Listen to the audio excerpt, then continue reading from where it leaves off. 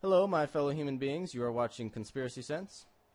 Loading up some ammo here, so I figured, since I'm doing this, I'd make a video about the Second Amendment. The true meaning of the Second Amendment. You know, this has been getting debated quite a bit recently, and just in general, because of this mass shooting that happened in Oregon.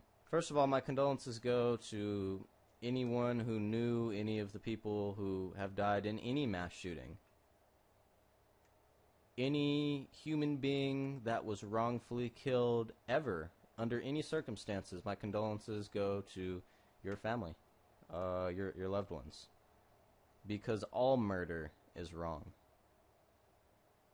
And it's a damn shame that these events get politicized by people who don't give a fuck about you or I, or any victim of any crime. They themselves are criminals.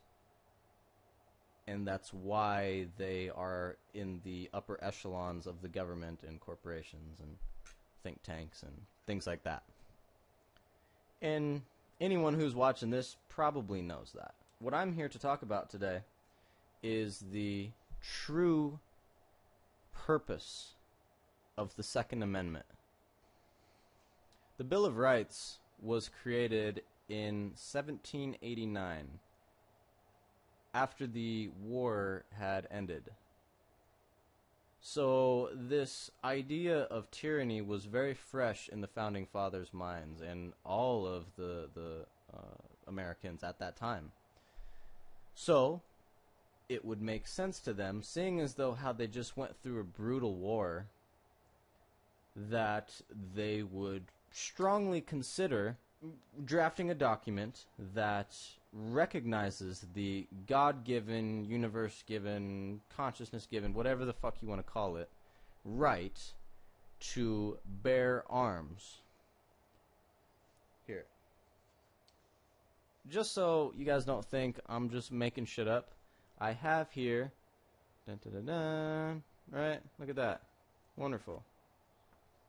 Specifically, we're going to be looking at, I don't know if you can see that. Right there. Article the 2nd. Yep. And just to double check, for reference, right, we have this, right? Dun, dun, dun. Yeah, look at that. Same thing, okay? I'm going to read this one, though, because it's easier to read. Article the 2nd. A well-regulated militia being necessary to the security of a free state, the right of the people to keep and bear arms shall not be infringed. That's what it says. You don't believe me? You don't believe me? See? See? Okay. That's what it says. Now, let's go through this with a fine-tooth comb. A well-regulated militia. This is the worst one. I know all of you have heard many conflicting opinions about this. This does not mean that it is part of the government at all. That's not what it means. It doesn't say a government-regulated militia, a militia that can only be activated under order of the president, or a well-regulated militia that is under the banner of FEMA or the Department of Homeland Security. It says nothing about that at all. Okay? It's just a well-regulated militia. How do you regulate a militia? Well, you know, you and your buddies get together, you start a little militia because you're all, you know, gun enthusiasts and, you know, advocates for freedom and truth. So you get together and you say, okay, well, how are people fighting these days? Well, they're using, weapons, semi-automatic, you know, select fire, whatever. And, you know, 5.56 is a popular caliber, 7.62 by 39, 5.45 by 39, 308, 7.62 by 5.4R. You know, let's stick to these calibers because, you know, they serve some sort of purpose, right?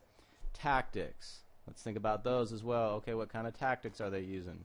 Well, you could be like ISIS and shoot over your head, but that's not very effective as we are seeing Russia demolish them and do what NATO never could. That's a side issue, though. I'll probably make another episode about that just because I think it's hilarious. Anyway, back to the point here. I think it's very important to understand that this can just be you and your buddies, right? And even more important than that, let's keep in mind that, as I said before, this is not something that they said, all right, let's sit down and then let's make laws. Let's say that, people have these rights. Let's grant people these rights. That's bullshit. We have these rights to begin with. They're inalienable. You cannot fuck with them at all. Okay? So, all that they were doing here is they were recognizing them in the context of that day, right? And don't get me wrong, I'm not a constitutionalist. The Constitution has failed. For those who haven't noticed, I am a supporter of natural law, the universal law of consciousness, God's law, whatever the fuck you want to call it. There are certain governing dynamics of this metaphysical realm of consciousness that we all exist in, that we are all experiencing together. And they, are true, at all times and in all places. And that's what the Constitution and the Bill of Rights, as well as the Declaration of Independence, was trying to make very clear to people. Unfortunately, it was interpreted by lawyers who, in most cases, have no soul, and all they care about is, interpreting things however, the person who's paying them wants them to interpret them as. That's their job. They're attorneys. That is their job description. They're professional liars. Anyway, but you guys probably knew that. Anyone who's ever had any brush with the law in any sort of way, whether it's civil court or criminal court, or even a fucking traffic ticket, you know how fucked the system is and how it's not based in truth or morality or true law at all whatsoever. A well-regulated militia being necessary to the security of a free state. So as I said before, you, if you want, can create a militia. And it is important that you do that so that crazy psychopaths don't try to take over your country and make you obey laws that are not only unconstitutional, but they're not based in truth or morality whatsoever at all. Okay, anyway. The right of the people to keep and bear arms. So this one we're actually going to have to go over pretty thoroughly. The right of the people. The right meaning that it is yours at all times, at all places. It cannot be taken from you. It is not a privilege. It is a right. Of the people. Pretty self-explanatory. That is us. That is people. It doesn't specify women, men, black people, white people, orange people, purple people, children. It doesn't specify. People. If you are a people, then you can keep and bear arms. See? Watch me bear this arm. See, look. I'm bearing this arm. It's being attached to my person, essentially, right? And that is my right. Because it is a right, and you can't take it from me, because it's mine, and it's yours. Don't ever forget that. Shall not be infringed. Period. Period. That's what they said. Shall not be infringed. Period. Let me highlight this for you here. Hold on. There you go. They put a period at the end right there. Shall not be infringed. Okay. At all. It doesn't say, oh, well, we can take your guns if you're a convicted felon. Doesn't say anything about that, does it? No. But let me see. Does it say, we can take your guns if you're a medicinal marijuana user? No, it doesn't say that at all, does it? No, it actually doesn't mention that at all. It says it shall not be infringed, and then there's a period, and then it moves on to Article 3rd. I think they made this very clear. I mean, although they use things like shall and, you know, thus and, you know, old-timey words like that, it's pretty fucking clear. Anyone who doesn't get that, I really don't know what to tell you, man. I really don't understand where the confusion is. And goddamn, you must be a really good lawyer to be able to interpret this in some sort of way that denies people these rights, because it's extremely clear. By the way, a little side note here. The this thing that I'm holding here, as some of you probably know, whenever you order anything from the InfoWars store, this comes with it every time. Or you can buy it for, I think, like $10. So order their shit. I'm not paid by them or anything. I just use some of their products. They have great products. And on top of that, you get this, and you'll get like a couple stickers or something too. I actually have a bunch of stickers that I've been meaning to put up, but I actually haven't because I'm being a lazy ass. So anyway, enough about that. So here's my point. Criminals do not give a fuck about laws. That's why they break the law, and that's why they are considered criminals. That's what a criminal does, is one who breaks the law. That's all a criminal is. It really disturbs me that, you know, these political pundits will get up there and act like, oh, you know, this new legislation we're going to pass, you know, it'll stop crime.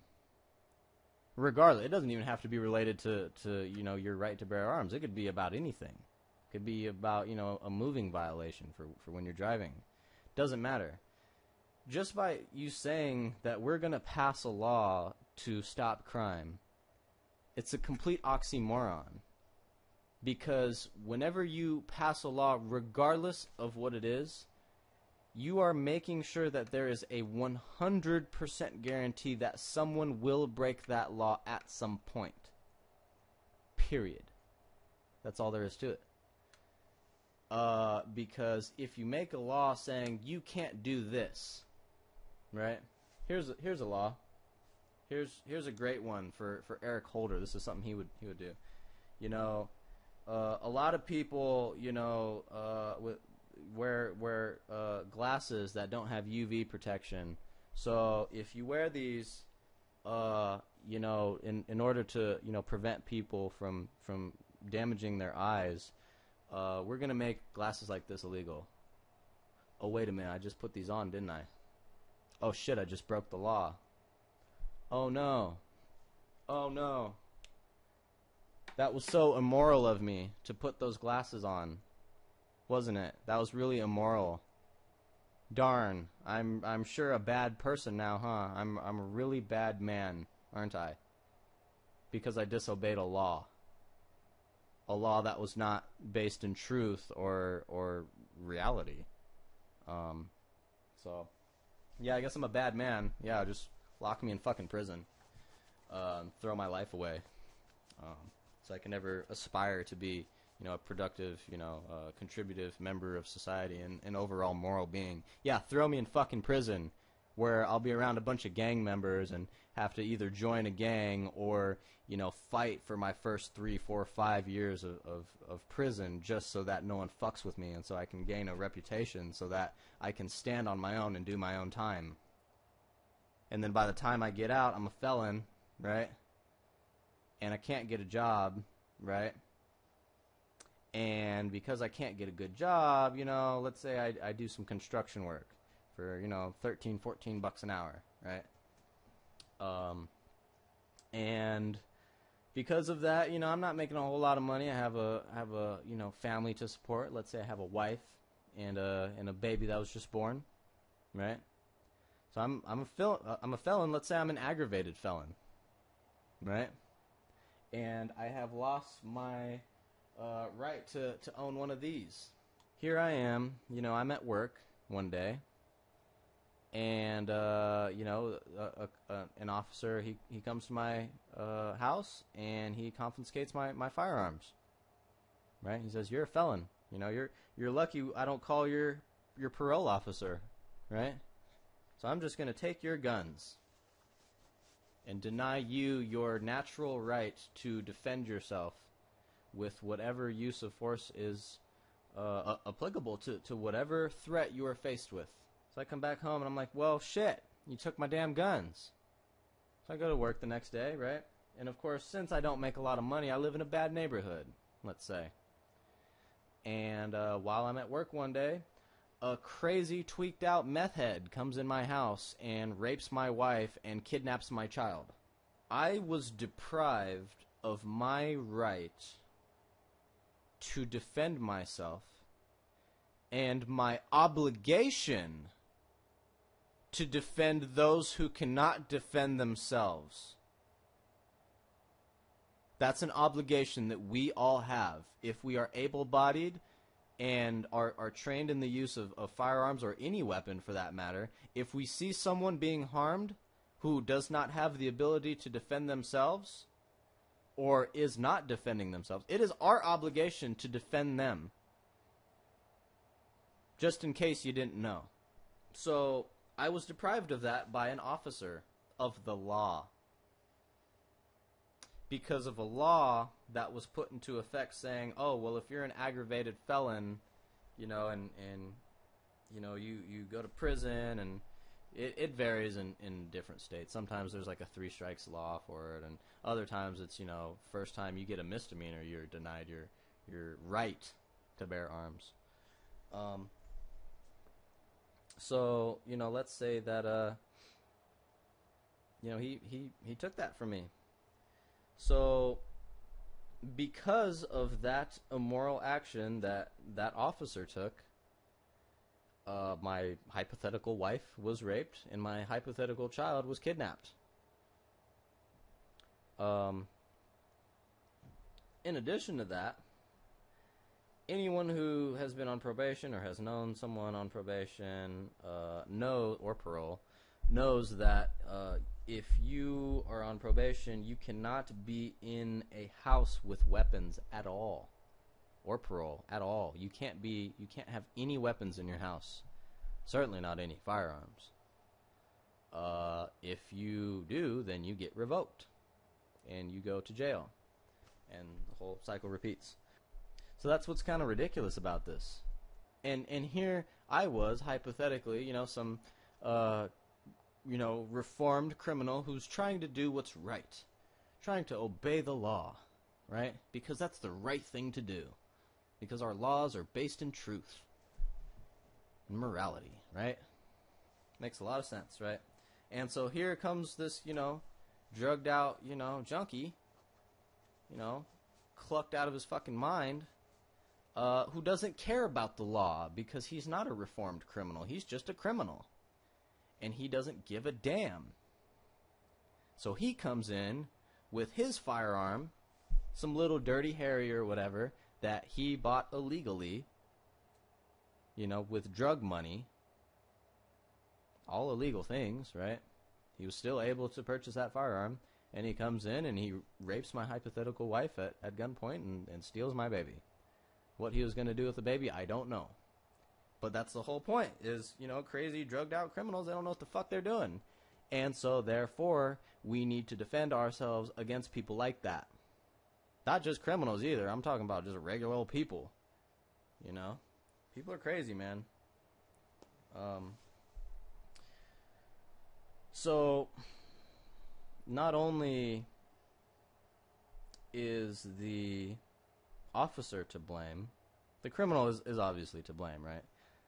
I would also be to blame because I allowed someone to deprive me of my right. And not only my right, the real part that makes this truly immoral is I let someone deprive me of my tool that I use to fulfill my obligation to protect those who cannot protect themselves. If you don't understand that, I do not know what to tell you.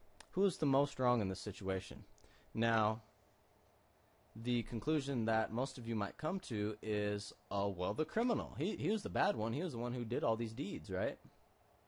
What did the criminal actually do?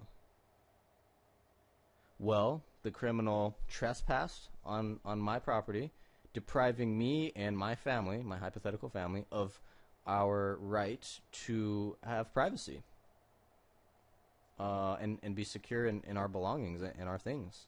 He also threatened my hypothetical family with a firearm and deprived them of their right to security.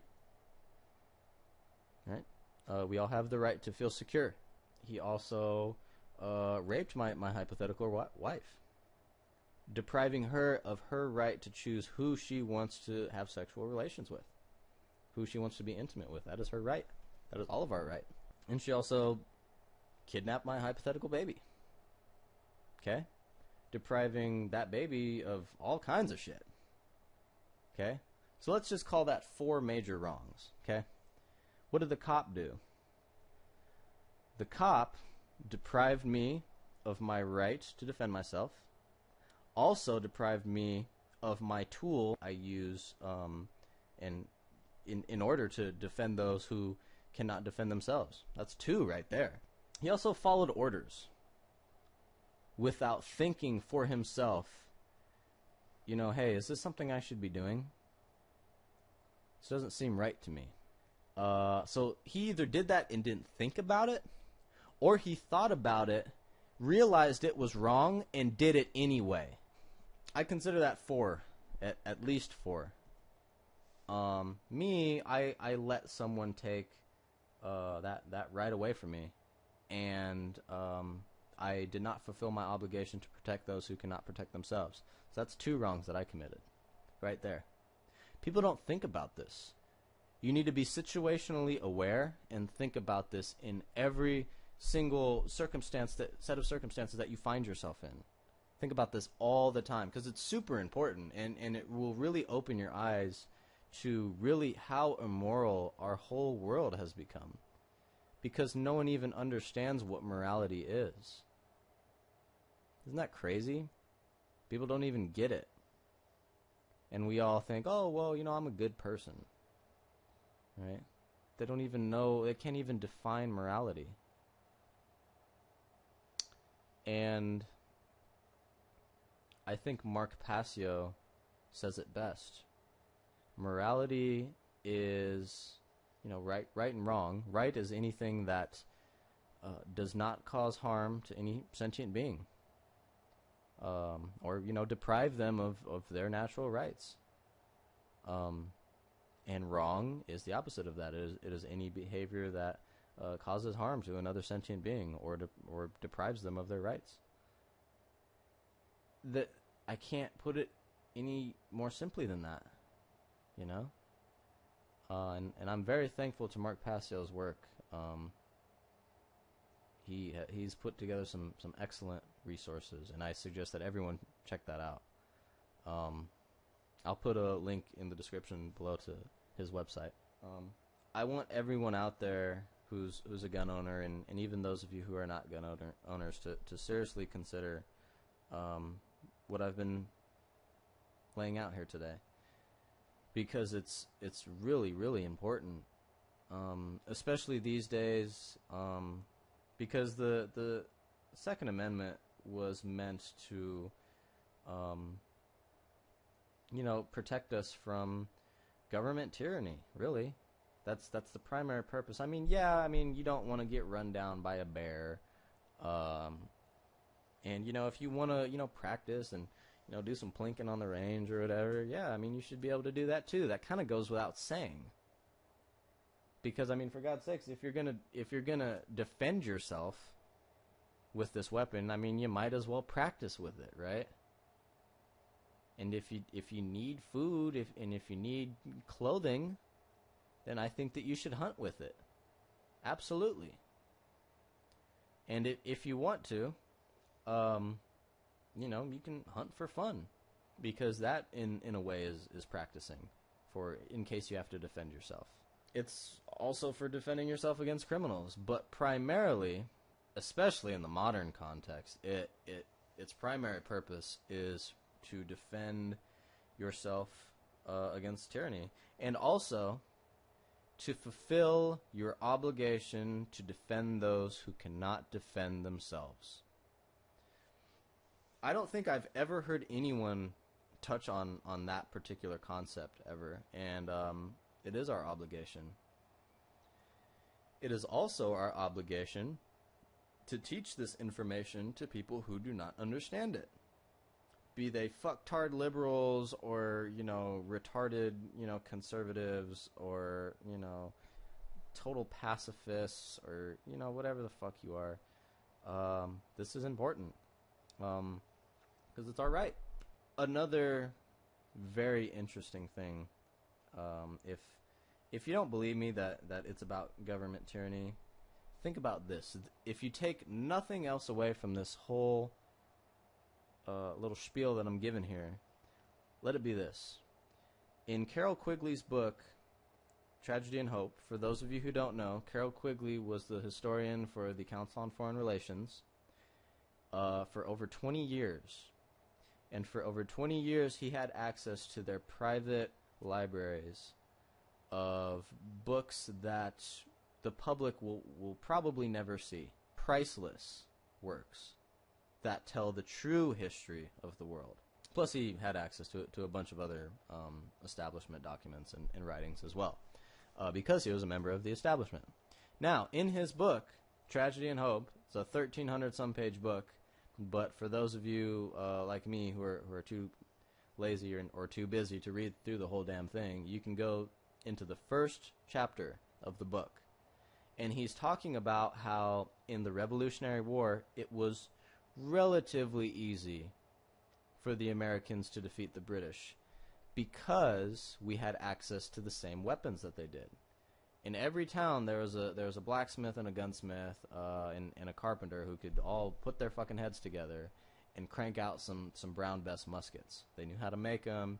It was pretty simple, and the parts were available. Not as available as they were to the gigantic British Empire, but available nonetheless. And so we had, access to muskets and cannons. We could make those, or we could capture them. Mortars as well as, cannonballs, and we can make the ammunition, right? All you had to do was melt down a little lead ball, right? All you needed was the proper mold. So we were able to win that war.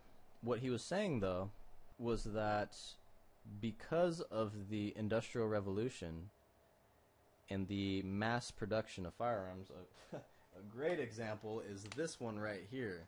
This is the easiest gun to mass produce ever. But because of the Industrial Revolution, the power and the wealth got consolidated into the hands of a very, very small amount of people. And basically whoever had the factories won, right? This is one of the reasons why the Confederacy was so pissed off during the American Civil War. That's another issue. But what he was saying was that basically because of this consolidation of power in the arms manufacturing community and the munitions community, the rate of technological development increased exponentially because it was no longer you and me making guns together. It was now huge factories and huge weapons conglomerates and the military-industrial complex that was created after this. They could all put their heads together and create these incredibly destructive machines of war that, you and I would not be able to make because we don't have the resources and we don't have the money and primarily the banker financial backing that these huge munitions companies and arms companies had. So therefore, we are in the position that we're in today, where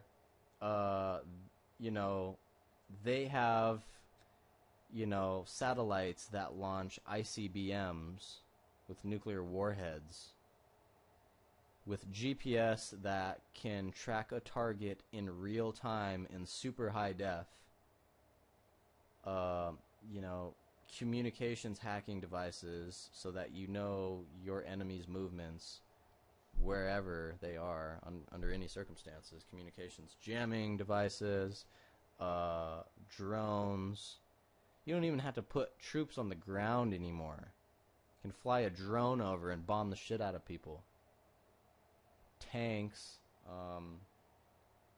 you know, surface-to-air missiles, stuff like that.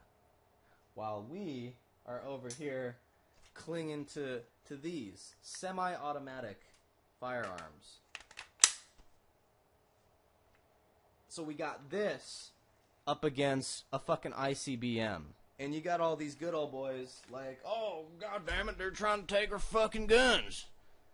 Who gives a fuck about guns? We can't even have RPGs. No grenades, no mortars, God forbid a tank.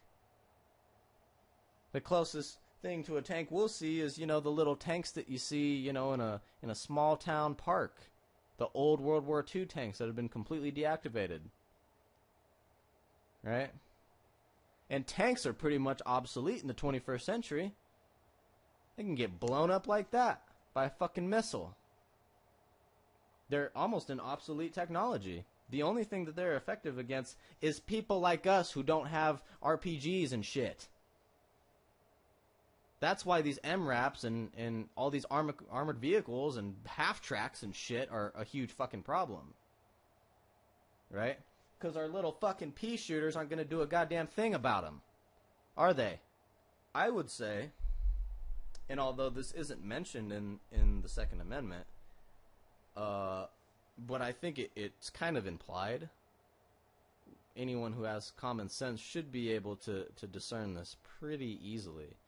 And that is that we should be able to defend ourselves with whatever tool is necessary for whatever technological period or against whatever threat we might be faced with. So if there's a burglar coming into my house, probably going to use this one. If there's 10 burglars outside of my house, probably going to use this one, right? Probably a better choice. If someone's trying to mug me, all I need is this. Right? That's all I need. If someone wants to fight, all I need is these. That's all I need. Now, if we're fighting aliens or some fucking crazy shit, we probably need surface-to-air missiles or whatever defeats aliens. I don't know. That's a crude example, I know, but you get the point, right?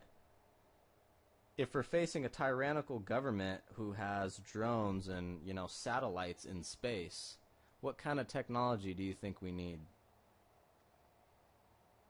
Just saying.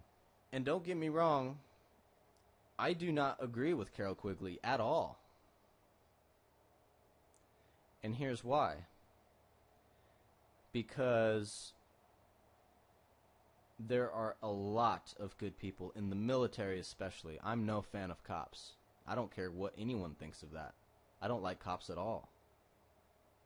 There are some good cops, though. And I have respect for good cops. But there's especially a lot of good people in the military. Especially ones who have been to combat, because they've seen death and destruction, and it's made them humble. It's made them good people. And they know that it's not a game, and you don't just run around with guns to be cool, you know? There's a reason for them, and you use them only for those reasons. And other than that, you know, you stay away from them because they are dangerous, right? Which is why gun safety is so important. But I don't agree with Carroll Quigley because there are so many good people, especially in the military.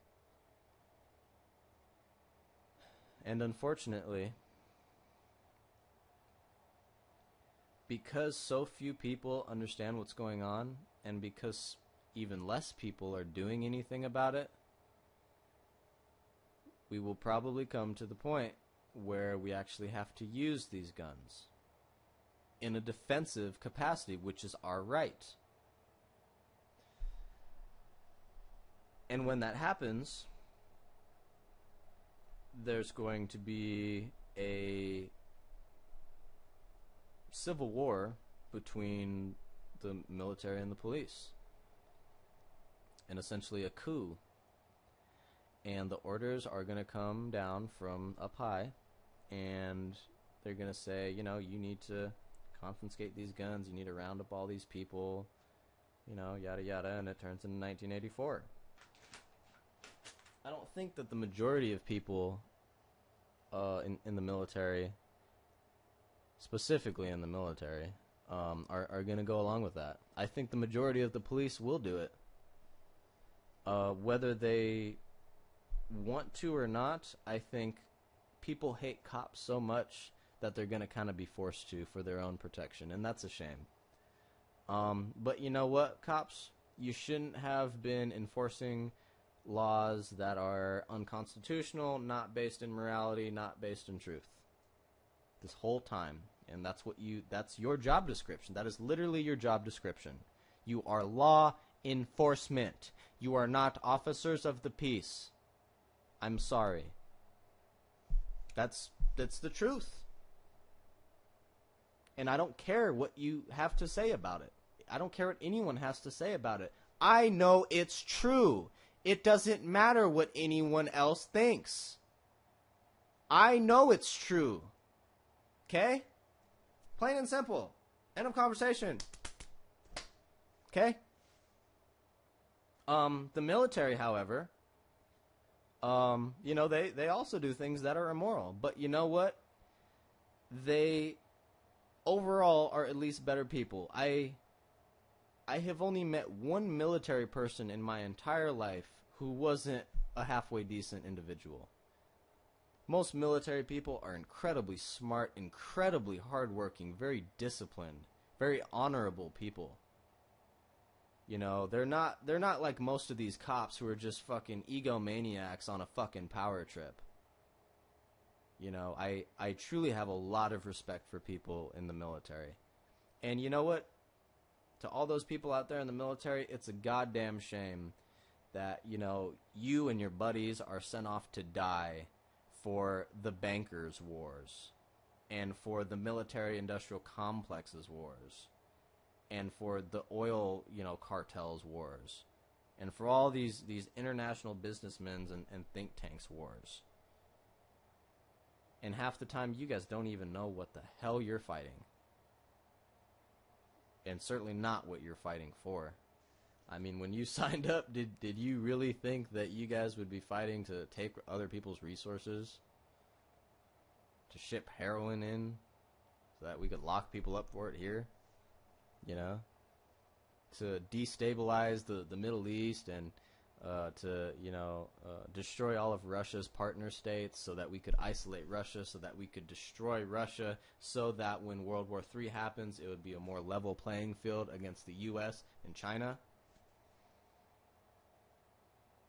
That's what Brzezinski's book, The Grand Chessboard, was all about. If you haven't read it, please read it. It's available for free online. So is Tragedy and Hope. There's two different versions online. There's one that's like 1,100 pages, which is the censored version. That one's still very important. Or the other one is, I think, 1,344 pages, which is the real version. They're available for free online. The Anglo-American Establishment by Carroll Quigley is also another very important book. That one's much shorter, a much easier read as well. Jam-packed with information. All of those books are jam-packed with information. Far more than any textbook. Extremely important books. Probably the three most important books of the past 100 years, I would say. And I'm no scholar, but I've read quite a few books. Far more than any other 22-year-old. At least in our modern times, which is pretty sad. My point here is that the military is not going to go along with these evil deeds that, you know, they want the military to do. And, you know, at that point, it's going to be military against the military and the police against the police. You know, people talk a lot about, you know, when the shit hits the fan. What's going to happen when the shit hits the fan? And I'll boil it down to as simply as possible. You know, just for the sake of argument. I think there's going to be 4 main factions. There's going to be the good military and police, the bad military and police. There's going to be good human being, citizens, whatever you want to call them. And then there's going to be rioters. So keep this in mind, people. Definitely think about that when you're making a decision on what type of firearm you want to buy. And Carroll Quigley's wrong. Fuck him. He's just a member of the establishment. He's completely delusional. He's a complete, Anglophile. If you've read any of his books, you know that he's completely obsessed with the, Anglo-Saxon race. My message to all of the viewers out there is to know your gun laws. Also know that the majority of the gun laws are not based in truth or morality. And you have the right to protect yourself, and you have the obligation to protect those who cannot protect themselves. And don't ever forget that, because we are living in really crazy times, and they're using another mass shooting to justify taking our guns. I don't see it happening in this push. I'm not one of these reactionaries who's just gonna say, oh well, let's buy up all the ammo and let's buy up all the guns again, and completely fuck ourselves for the next 6 months in terms of ammo prices and gun prices and shit. Another important thing is that you need to know your neighbors. See who's who. Especially those of you who live in the suburbs, or especially those of you who live in the cities. Because the Second Amendment, this is the last thing I'll say about this, the Second Amendment is meant to be a last resort. If we had a moral society and then, we get some leader coming through who wants to run everything, and he sounds like a nice guy, but, some people don't want a leader, and then they go straight to the guns and kill the guy. That's not right. The guns are only for that point where you really can't do anything else. And you know what, everyone? We could completely avert this whole situation. We could completely avoid this whole apocalyptic narrative of, the shit hit the fan, if we all learn what's going on. And if we all do something about it. Not a single shot needs to be fired. And we could do like fucking Nuremberg. A bunch of informed, politically active, politically conscious, spiritually awake people getting together, sling their gun on their back. Don't need to roll around like a fucking SWAT team pointing your gun at everyone. Just have it on your back. March right into your legislative office. Take all of them, slap some fucking handcuffs on them. Your fucking city police chief, your mayor, your county commissioner, every single one of them. All the heads of the major Fortune 500 companies, they all got to go. They've all done something wrong, and I guarantee it. The board of directors for almost every single Fortune 500 company, they have blood on their hands. I guarantee it. And then walk up into these think tanks, lock them up. We could fix it like that. Have public trials. And if they're innocent, they're innocent. We'll let them go. Right? Our bad. Sorry. Shouldn't have locked you up. Most of these people are, if they're not the creators of these evil plans, they're complicit in following immoral orders. Everyone knows that what they're doing is illegal, but it's on top of that, it's actually immoral. I appreciate you guys listening. I'm going to try to crank out a lot more videos because I'm starting to get a very good understanding of what's going on, and I'm getting better in the way that I can articulate this. So I'm going to keep practicing. I'm going to try to make videos shorter. This is a pretty long video. I'm going to try to mix in some short 5-10 minute videos with some 30-minute videos, and eventually I'm going to just move into 2-3 hour broadcasts, stuff like that. So but I want to establish more of a subscriber base, so please subscribe. This is really important that we network with all freedom lovers, all advocates for truth everywhere. We all need to connect with one another, even if we don't agree with every single person in every single area. Because the fact of the matter is, it's like Bill Cooper said, I don't know the truth. I will never know the truth. And that's what's sad, is I will never know what I so desperately am searching for. But what we do know is that we're not being told the truth. And we all, as a human race, should be able to figure this mystery out together. The mystery of all that has ever happened, all that is happening now, and all that will ever happen. And we can do it. They try to convince us that we can't handle the truth. The truth is so empowering. It's so beautiful. It's scary, but it makes you angry. It's confusing. It's so complex, but yet it's so simple. It's the most incredible thing that every single person on earth should be involved in. It's completely changed my life, and from 4 years ago till the day that I die, I am going to dedicate my life to this. At whatever cost. I don't care. And we all need to make that pledge. And we need to unite with other people who have made that pledge. And this ties into how it is our obligation, we are obligated to defend those who cannot defend themselves. And there's plenty of dumbass sheeple out there who don't know what the fuck is going on, who are worried about Kim Kardashian and Kanye West, who are too stupid to understand this much bigger system of control that exists. And it is our duty to wake them up so that they can be inspired and so that they can be free, so that they can continue this message on to the people that they know. Thank you for watching, everyone. Please always seek truth and always live according to morality, because this is the time. This is a very, very special time to be alive. Please like, please subscribe, and I will have more videos up for you very shortly.